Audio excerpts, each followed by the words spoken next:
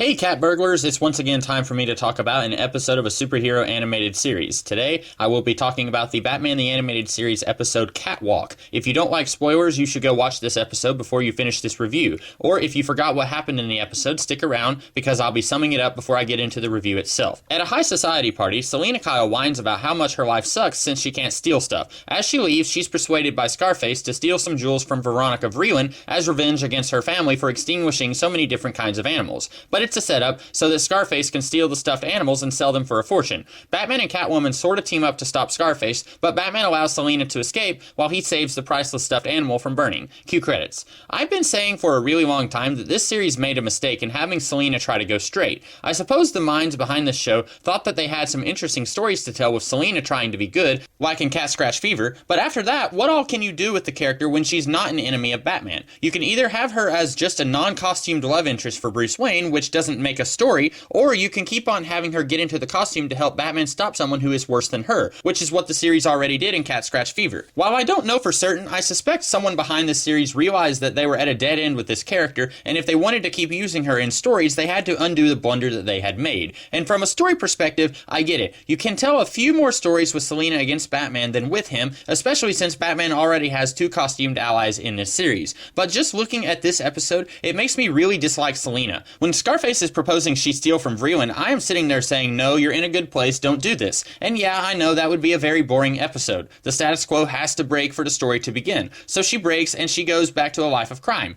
But I get the feeling this episode wants me to feel sorry for her, and I don't. Not before or after she's set up by Scarface. She is crying about how she's in a cage because she can't steal stuff anymore. Selena, if you think this is bad, you should try actual prison, and I think you'll quickly see just how good you had it being on the arm of Bruce Wayne going to fancy parties. Heck, this isn't even the poor living in the gutter Selena that we've seen in other versions like Batman Year One or the Gotham TV series. If this was that Selena, I might feel a little remorse for her. You could argue that that version of Catwoman has to steal to survive, but this one is a high society girl like Bruce Wayne. She lives in a penthouse that's bigger than my yard. Next, I suppose she'll be whining because she doesn't have a chariot made out of gold. One thing I've always never liked about the Batman-Catwoman dynamic in this series is that it's stupid. Batman is supposed to be pretty smart and capable. That's why this show is about him, after all. But every time Catwoman shows up, to put both of them on equal footing, the show has to dumb down Batman so that Catwoman can seem competent. They can't both be smart and capable because I guess that would be too hard to portray. So she has to get the upper hand because he's an idiot. Case in point, Batman, you have a bolo. Use it.